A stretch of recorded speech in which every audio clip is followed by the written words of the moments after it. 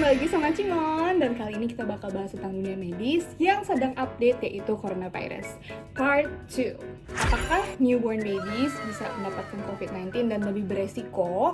Anak-anak di bawah 1 tahun itu justru lebih beresiko tinggi terpapar coronavirus. Kenapa? Karena mereka yang berusia di bawah 1 tahun belum terbentuk imun sistemnya secara sempurna atau secara maksimal seperti anak-anak yang udah balita, udah di atas 1 tahun, ataupun remaja seperti kita. Tapi untuk anak-anak di atas 1 tahun hingga remaja seperti Cimoni ataupun yang menonton sekarang, anak muda ya, kita bisa dinamakan karier. Karier itu memang seseorang yang tidak memperlihatkan gejala tetapi membawa virus dalam tubuhnya, sehingga di saat kita bersin dan batuk, sebelumnya ya namanya bersin dan batuk itu belum tentu tanda kalau kamu sakit. Jadi reaksi dalam tubuh kita itu ada 2. Ada yang tipenya memang self-defense.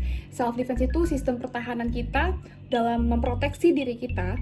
Seperti kalau misalnya Cimon keselak nih, aku keselak pilus misalnya ya. Terus tubuh ingin mengeluarkan benda tersebut dari tenggorokan kita, makanya kita batuk. Atau misalnya aku alergi sama bulu hewan. Karena aku alergi sama bulu hewan, tubuh akhirnya berusaha mengeluarkan kuman atau reaksi berlebih sehingga aku bersin-bersin gitu. Makanya ketika orang kena virus, nggak harus coronavirus ya, bisa saja dia bersin, batuk, demam, karena itu merupakan suatu reaksi dalam tubuh yang ingin melawan adanya kuman atau benda asing yang masuk ke dalam tubuh kita. Oke? Nah, yang kedua ini adalah dia juga membuat gejala dari penyakitnya, yaitu si pneumonia atau ada suatu peradangan dalam paru-paru kita, terutama di sel-sel alveoli. Sel alveoli itu berfungsi dalam pertukaran gas, oksigen, dan karbon dioksida. Kita ekspirasi, inspirasi, ya enggak? Sistem pernapasan gitu. Nah, ketika ada gangguan dalam sistem pernapasan, itu yang disebabkan oleh si virus tersebut. Lalu bagaimana cara ceknya kalau kamu itu karier? Bagaimana kita tahu tanpa pemeriksaan lab kalau kamu itu karier? Jujur, nggak harus coronavirus, ada juga karier salmonella kayak Mary typhoid, ada juga karier penyakit-penyakit lain yang memang kalau seorang karier itu, bahkan hemofilia yang karier pun, semua ketahuan saat lab. Gejala pun dapat muncul, tapi memang lebih dominasi asimptomatik atau tanpa gejala. Terus gimana kok bisa sih orang yang kena COVID-19 tapi dia nggak menimbulkan gejala? Sebenarnya jawabannya itu ada 3. 1, imun tubuh kita yang memerlukan waktu lebih untuk menimbulkan reaksi ataupun gejala nantinya. Yang kedua, imun tubuh kita udah lebih sigap dan lebih kuat sehingga dapat menendang si virus ini untuk tidak membuat gejala, atau virus tersebut yang belum cukup kuat untuk menimbulkan gejala, tidak cukup banyak replikasinya gitu.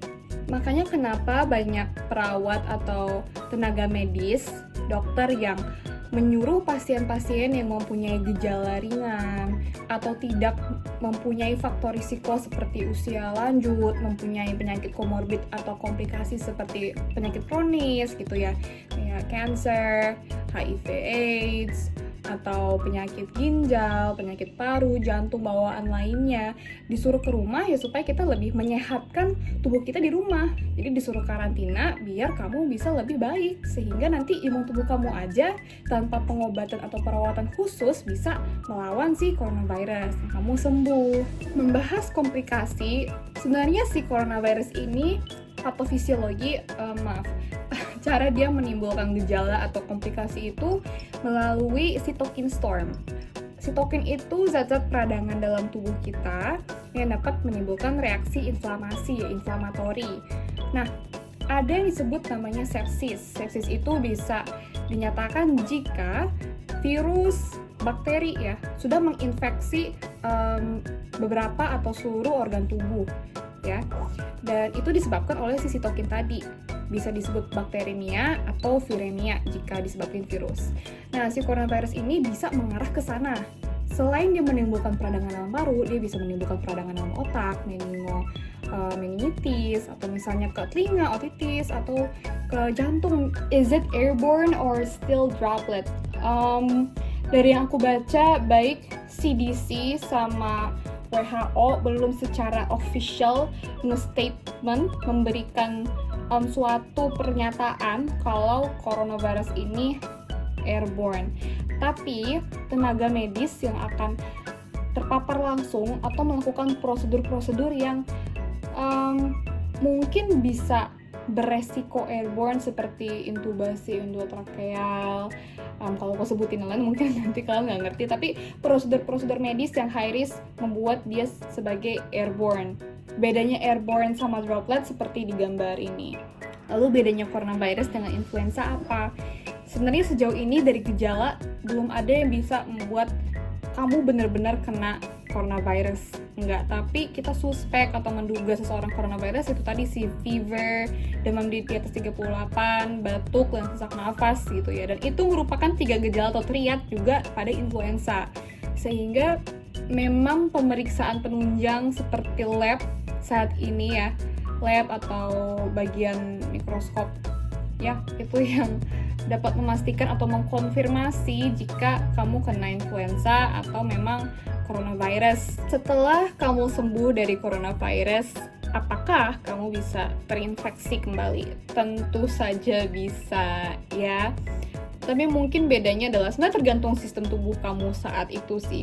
Tapi dasarnya ya, kalau kamu pernah kena penyakit A karena virus A misalnya, dan kamu sembuh, tubuh kamu akan mengingat kalau kamu pernah berkontak atau melawan si virus A tersebut. Sehingga jika ada virusnya kembali ke tubuh kamu, imun tubuh kita sudah ingat dan sudah lebih sigap dalam menghadapinya. Ya walaupun imun tubuh kamu ingat ada virus A yang dulu balik, tapi imun tubuh kamu lagi down, lagi drop, ya sama aja bisa membuat gejala yang mungkin lebih buruk dari sebelumnya. Makanya kita harus selalu menjaga tubuh kita fit and healthy. Coronavirus after effect-nya apa? Fungsi paru belum tentu bisa balik 100%. Ada fibrosis ya. Fibrosis itu semacam kayak scars, jaringan parut dalam paru, sehingga mungkin kamu bisa bayangin ada jaring laba-laba di paru kamu gitu, berkabut, sehingga di saat kamu mau tarik nafas, hela nafas, ada beban gitu di paru kamu. Nah, obat dan vaksin semua masih dalam tahap clinical trial. Jadi, dan saat ini USA, kalau nggak salah mereka sedang menguji coba chloroquine terhadap penderita COVID-19. Ada yang pakai oseltamivir juga, zanamivir. Itu obat-obat yang dipakai dalam influenza. First line-nya itu oseltamivir. Kalau vaksin, udah nggak hanya satu negara, udah banyak negara sekarang membuat vaksin-vaksin. Aku nggak hafal nama-namanya, kayak kemarin banyak banget vaksin yang lagi di-develop, lagi diuji coba, by who, by siapa, by perusahaan ini, negara ini, ABCD, dan sampai sekarang memang kita belum tahu efektivitasnya, dan mungkin efektif di negara mereka, tapi belum tentu di negara kita. Ya, sekian dari Cimon. Semoga informasi kali ini dapat bermanfaat buat teman-teman yang menonton dan mendengarkan. Jangan lupa untuk like, subscribe, and share. Thank you. Bye-bye. See you in my next videos. Akhirnya lepas, coy. Bye.